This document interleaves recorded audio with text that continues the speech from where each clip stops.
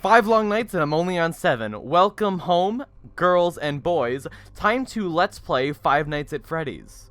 Hey everybody, it's me, JT Ouija here, and welcome to the final episode of Five Nights at Freddy's. No wasting time, yesterday I told you about CD1, which immediately unlocked Night 6, so obviously if you type in CD2, then it immediately unlocks Custom Night. But, of course, just like last time, if you actually end up beating 420 mode, the game, once again, ends up deleting the first 2 stars and you just have the third. Spoilers, you get a 3rd star when you beat Custom Night, by the way. I'll be discussing glitches a bit later in the video, but there's actually a super interesting glitch on the title screen. Alright, well, super interesting to me. It's simple. Just flick your mouse over the menu options and you'll see that, Night 8 appears for some reason. I can't do it here, so here's Dinky Dana actually starting Night 8. You don't get anything for beating it, by the way. Okay, let's stop avoiding the inevitable and click the spooky Custom Night button, because nothing's scarier than choices. Yeah, it's pretty self-explanatory. You can click these arrows to raise and lower the difficulty of each character, and here at the bottom of the screen is a handy-dandy list of the difficulties. But it doesn't mention that 0 disables them completely. When I start playing 420 mode, I'll talk a lot more about this screen and what the numbers mean and how it actually works, but for now, I want to show you a super secret ending to the game. First, you want to type in the code 1987, the same year as the infamous Bite of 87 that the purple guy mentioned. Then, you hit start, and then you get the ultimate secret ending of, yeah, it's just a jump scare that crashes the game. That was actually added in an update after people started a rumor saying you got the real ending if you beat the night, so that's nice. And, without further ado, let's start this thing. On to the live-streamed montage! Where to begin? Well, I guess I could start with why Custom Night is even here in the first place. This game sets AI just like you do, and each night has its own Custom Night value. And here they are on screen. I'm not gonna read them out. Now, I know what you're thinking. I thought 0 meant they were disabled. Well, it does! But throughout the night, the AIs are increased by the hour. At 2 a.m., Bonnie gains 1 AI level. At 3 a.m., Bonnie, Chica, and Foxy all gain 1 AI level. And at 4 a.m., Bonnie, Chica, Foxy all gain another AI level. This is why on night 1, if you don't use your cameras at all, Foxy can still kill you. And it's also why Freddy can't move on night 1 through 3, because he never gains any AI levels. Oh, and no, if you set the levels like they would be on night 1 through 4, then it won't be the exact same experience since power penalty is still a thing, dum-dum. But yeah, 5 and 6 are gonna be, like, identical. Okay, so up next is what AI levels actually mean for you. Well, yesterday I talked about every character's timing system, on screen if you forgot. Anytime that number runs out, a random number between 1 and 20 is pulled. If the number is equal to or lower than the AI level chosen, then the character will move as intended. But there are a few exceptions. If you're in the cameras and Foxy's movement opportunity succeeds, then he'll just ignore it completely and go into a locked state that lasts even when your cameras are down. It lasts for around 0.83 seconds to 16.67 seconds.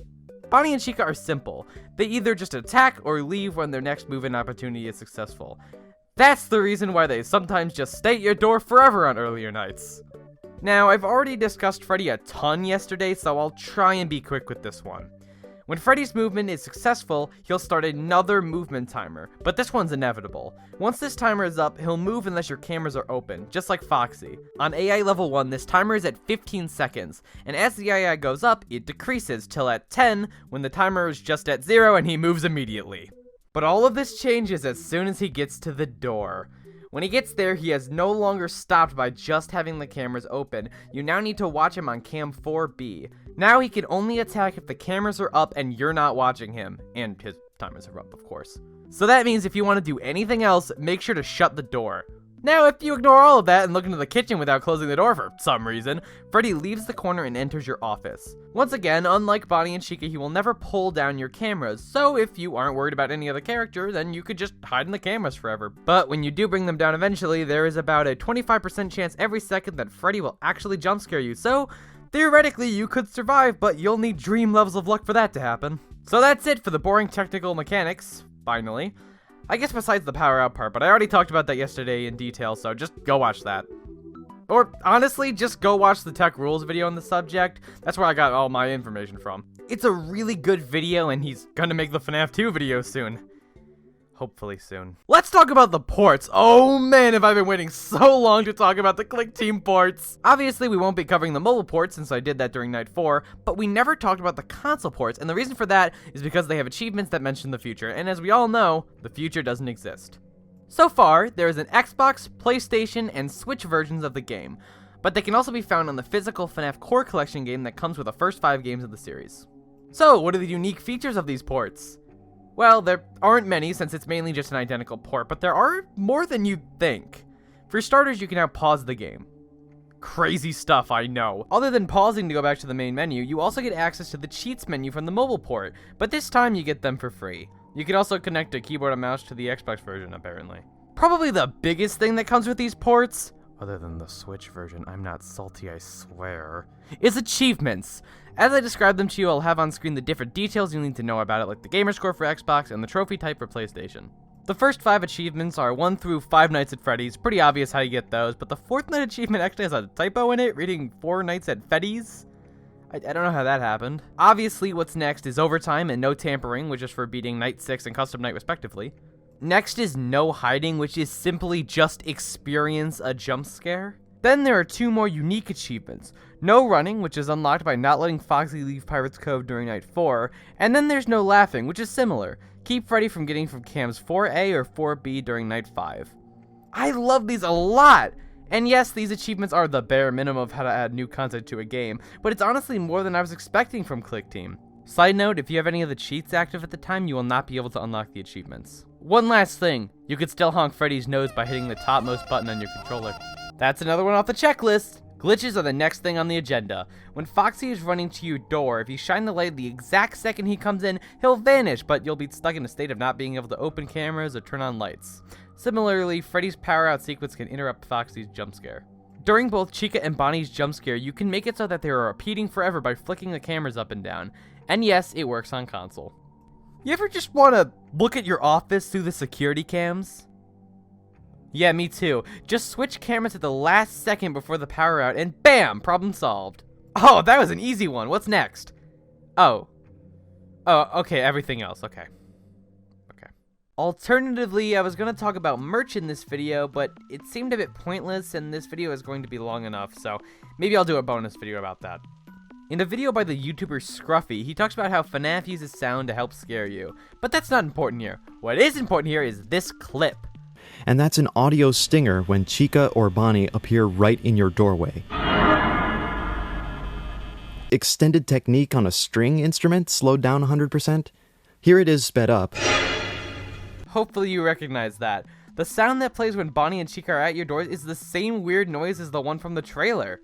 Also, in my notes, I wrote that in-game ambience is cue for danger being close, which is true in later games, and I swear I heard it in this video, but I guess not, as I've watched it a couple times now, so take that piece of information with a grain of salt. Oh, and go watch that video. It's incredible. Link in the description. Next topic is pre-release stuff. Now, if you've been a FNAF fan for a while, you know that Scott Cawthon releases teaser images for his games before they come out. And for FNAF, only one exists, and it's this classic image here. I actually showed this on a previous night, as it was the image shown to advertise the Kickstarter campaign, but it was also posted on his website like the modern teasers. Let's go from teasers to trailers. And by trailers, I mean mistakes in the trailers. FizzNom on Twitter brought to my attention that apparently the static and camera layout aren't a texture, as you can see Bonnie's ears clipping through it.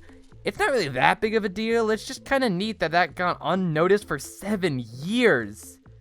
Oh, and the cameras are incorrectly labeled, but that's less cool. Continuing on the error train, the Steam page still uses the original description for the game, meaning they refer to Freddy as Freddy Bear, and actually, I found a Reddit post where Scott actually brings this up, so that's kinda cool. Oh, and also the screenshot part of this page is missing the Knights text for some reason. Now, I won't go in too much detail with these, but I would like to talk about the behind-the-scenes anniversary image that Scott posted every hour on his website for FNAF's 2nd and 3rd anniversaries. In the first batch of images, 5 out of the 6 were from the first game, so let's go over those. The Freddy and Chica ones are basic enough. You get to see that they really do have full endoskeletons, and the cupcake is giving me that horrible stretchy face. But Bonnie and Foxy are where it gets interesting. Bonnie is taking off his face, just like in the trailer, but he also has a previously unseen black bow tie, likely carried over from Freddy. And with Foxy, he seems all fixed up and has an unused left hand instead of a hook, so he could give a double thumbs up. Oh, and there were 2 shots of Bonnie and Chica in the office, but aside from Freddy randomly hanging out in the hallway, there's really not much worth noting here. And for the second set of images, we only have one to look at. This one with Bonnie in the backstage with his eyes completely blacked out. It's also worth noting that in the background, behind the door, you can see an endoskeleton of a character we won't be seeing for a long time. Like FNAF 6 long time. We'll talk about it more then. Moving right along, these are the fonts that the title screen and the in-game text uses. Coriolis and Voltaire. Coriolis is the one that I use for the series also, if you wanted to know. You know, just in case you're a big font guy, you know? One of those big font guys. This cupcake's name has been bugging me for a long time. Funko would like you to think his name is Mr. Cupcake, and the fandom wants you to call him Carl. But more recently, it looks like Scott also wants you to call him Carl. But not a Lumix, but, you know, we'll get to that. Scott commented on this picture on Reddit created by meow_master.awesome. Great name. Reacting to the cake version of the cupcake, saying, Carl the cake? So bam, canon! But on the other side of this, the Liberty Chica skin of FNAF AR has the cupcake acting as the torch, meaning he's on fire. In a post regarding the update along with the skin, they mentioned the cupcake's toasty situation. But it didn't always say that. Originally, they referred to the cupcake as Carl also. I wonder why they edited this post. For FNAF's 5th anniversary, as a reward for beating 50/20 mode, Scott Cawthon featured on an interview with Docco as the FNAF show Season 2 season finale. He talks about a bunch of BTS stuff related to FNAF, but there's only one that I want to mention from the first game, and that is that Foxy was originally going to be either a wolf or a beaver, as a reference to Chipper, one of Scott's old characters. Funnily enough, we now have a beaver and 2 wolf animatronics, so that's kind of neat. There's a ton more stuff in the interview, but you're better off just watching it for yourself. I'll leave a link in the description. I want to cover a few super scary and spooky mysteries that surround this game, whether real or not. Spoiler alert, they're mostly not real. Back in the day, I remember people talking about an anti-piracy method hidden in the game. I heard that it would basically make every night like 420 mode, it would randomly jump scare you right before you beat the night, or you would get the Golden Freddy jump scare upon opening the game, and of course it's not real. I know that for a fact because when I was a very bad and naughty child, I did actually pirate this game, and I don't remember seeing any of those bad rumors described. And don't worry, I've bought this game many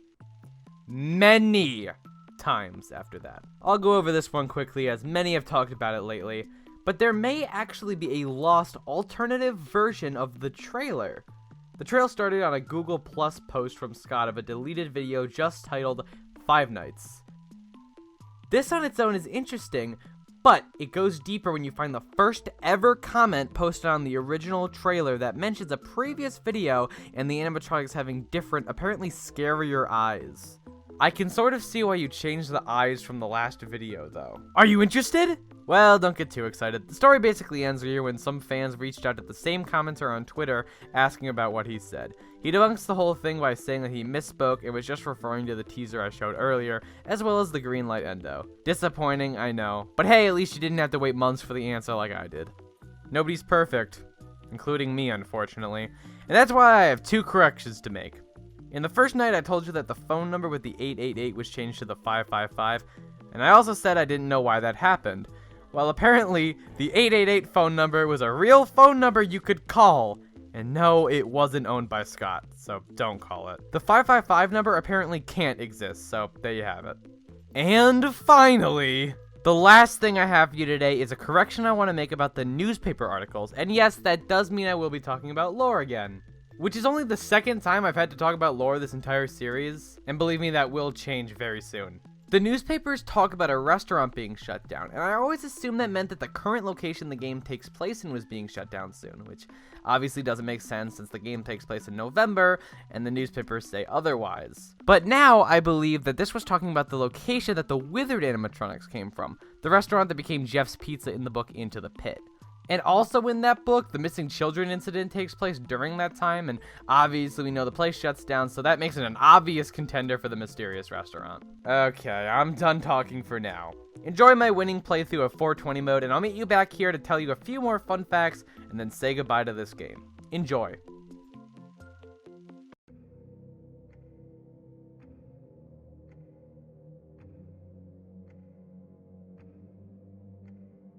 Hello, it's me, the post-commentary guy. I know I said in the last episode that I didn't want to be doing post-commentary for this night because I wanted to have like a live reaction thing, which I did originally have.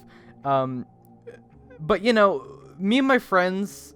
Okay, out of my friends, I'm really the only one who, like, really likes FNAF. So when we did the live stream, we were mainly just talking about things that didn't have anything to do with FNAF, like Animal Crossing, and I think we were talking about Stranger Things at one point.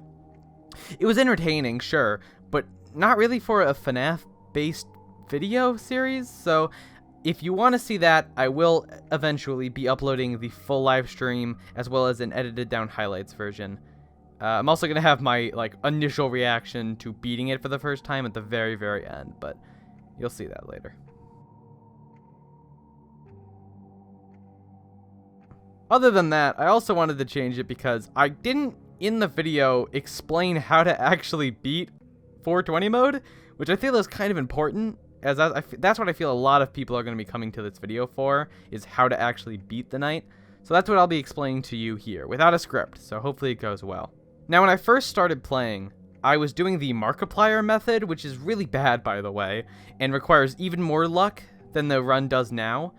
Basically, in his method, you would check both doors until Bonnie or Chica showed up at the door. Then, you would open up the cameras, you would close both of the doors, and then you would check on Foxy. And if Foxy was out, then you'd close the door. But obviously, there's a lot of time that you won't be checking on Foxy, so that one didn't really work that well. But hey, it's the method that originally helped people beat 420 mode, so it's at least good for that. But what about the method I'm using now? I like to call it the Docco method, as he didn't make it, but he is the one who popularized it. Basically what you do is you stay over at Bonnie's door, check the light, then flip the cameras up 3 times. Or 2, I don't really know. I don't really know why, if there's a specific number you're supposed to do. I think maybe it saves time. I don't really know. I didn't do a lot of research on this, I'll be honest. You only really have to check Bonnie's door, because when you open up the camera, your camera will always be on 4B, which is Freddy's camera. Obviously, you keep the camera on him, and he won't come to your office, as I explained earlier. And the reason you don't have to check the door for Chica is because, well, Chica stops at 4B. So if she's there and then she's not there, then you check the door. And if she's not there, then whatever. If she is there, then close the door, obviously. The next thing is Foxy, which is where most of the luck comes from. Yeah, there's luck other places, like, you know, Freddy's attack timer, and how often Chica and Bonnie show up. You know, sometimes they can show up, like, a lot during a night, or sometimes they show up not really often. But Foxy is the main source of luck. Because this run, as you may notice, we are not checking on Foxy. Actually, the run is over if Foxy comes out of Pirate's Cove at all. Because, obviously, unless you have incredible foresight or incredible luck, you will not be blocking him. So, I mean, obviously, when you have the cameras open, Foxy won't move out of his cove. But, you know, you're not always in the cameras, obviously, if you have to check Chica or check Bonnie and block them out, obviously. But as long as you're in the cameras, he can't move. So you really just need to get incredibly lucky and hope that during the 12-minute playthrough, you check the cameras enough and at the right perfect times that he doesn't come out and kill you. I died quite a few times. I haven't counted yet. I will be doing that during my highlights video. But it's a lot of times that I died. Not as many as I thought. I beat it rather quickly. It only took like an hour and a half, which is way less time than I was expecting. Oh, you know what I can say? You might be wondering why there's no audio on this clip and just music from Ultimate Custom Night. Well, that's because I am an idiot and forgot to record my friends and my voice separately from the actual game sound. So that's why there's no sound during this. It sucks. I wish I could just go back and record beating 420 mode again, but honestly, I don't want to do it because I don't want to waste another hour and a half on this video. I've already wasted so much time. Okay, waste is the wrong word. I had a lot of fun making this video. But yeah, if the lack of game sound bothers you, then trust me, it bothers me as well. It's really not that big of a deal. I'm sure most people are here for the more fact-oriented points of this video and not the post-live commentary section, but now, this is my first time ever beating 420 mode. I've never done it before. I think I've gotten close on mobile, because mobile actually is a lot easier. The nights are like 2 times faster, so it's really kind of easy. It's like built-in cheats, like right into the game. So, but no, I've never actually beaten the game, so this was actually really cool. I should say this now. Just because I beat 420 mode does not mean I'll be beating all of the, like, extra nights. I definitely won't be beating Golden Freddy mode in FNAF 2. That is impossible, but, you know, obviously we'll get to that when we get to the series. But yeah, that mode really is just not possible. I mean, obviously it is possible, obviously, but it's just so unfair that it's, like, it's basically impossible. Unless you get really lucky, of course. As for the other ones, I haven't really decided. Obviously, I don't think I'll be beating 50-20 mode unless I practice for a very long time. Because a friend told me recently that once you get the hang of it, it's actually pretty easy. But I just don't want to spend that much time playing Ultimate Custom Night. It's a good game, but it kind of takes all the fun out of it, in my opinion. You know what? That's not... No, this is FNAF 1. I shouldn't be talking about the other games, but hey, I'm kind of run out of things to say anyway. But I'm out of time here, so I'm going to cut you over to my reaction to beating 420 mode for the first time. So enjoy that. Guys. What? Are you gonna do it? Doc, I might do it. Okay, let's see. Oh Good luck, good luck. It's 6 a.m. Guys. Please. Oh, let's go! Let's go! Give me a word. I need a letter. Just say something funny. Do M. Oh man, I've always wanted to be fired. That was so worth it.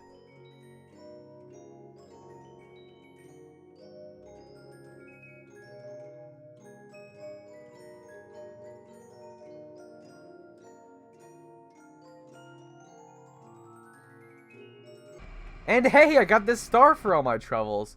But it wasn't always like that. At first, there were only 2 stars because Scott believed that 420 mode was impossible until the streamer Big Bug completed it for the very first time, earning a comment from the main man himself, informing him that he was the reason the 3rd star was added to the game. I think that's everything I had to say about this game. Yes, I'm sure there is something I missed, and maybe some things that hasn't even been discovered yet. As I mentioned earlier, the thing about Bonnie in the trailer was only just discovered, almost 7 years after being out. That being said, unless I get enough topics to make a bonus episode, I don't think I'll be returning to this game anytime soon. FNAF 1 may not be my favorite game in the franchise, but after playing it for this series, it has given me a whole lot more respect that I didn't have before. Though, I'll be honest, it is still technically my least favorite. Not like it's bad or anything, I just think that compared to everything that came after this game, it clearly is the weakest link in my opinion. But as for a Let's Play, I have a feeling this will be the most content-filled series. Aside from maybe special delivery, but that's hardly fair. Continuing on about the series itself, I want to thank some people for helping me out with this. Sure, it wasn't too many, but I still think there are a few notable examples. First, I want to thank Tech Rules for making a video about explaining how the game works from the inside, and Scruffy for directly informing me about the door sound. Both of them are in the description. I also want to thank the Five Nights at Freddy's fandom wiki, as well as the FNAF AAA wiki. These websites are where I got most of the information for these videos, and the research for this would have been infinitely more hard without them. Oh, and I haven't forgot about you, Boxfigs. Thanks for letting me use your map screens. Next, I want to thank TireFlower, Taterz Chan, and Good Docc too. He was there as well. Sorry. For joining me in playing Custom Night, so I didn't totally go crazy. And of course, thank you TireFlower, or again, for making the amazing thumbnail for this series. It was a pleasure working with you, and I can't wait to do it again for the next series. Speaking of the next series, I quickly want to talk about what's coming next. Of course, I have the FNAF 2 series that I just started compiling my notes for, but you already knew about that. Between this video and night 1 of the second game, I'll be uploading my first episode of Five Nights at Freddy's AR Special Delivery. I know I said I was going to cover all the games in order, but as new updates constantly come out, I feel like I should start the series soon as a side Let's Play so I'm not making 30 plus episodes right after I finish Help Wanted. That wouldn't be fun, would it? I'm not sure when either of these will come out. Just know it will be eventually. Please be patient with me. Without any more stalling, thank you so much for watching. And I'll see you all 5 years ago. But also like 30 years later.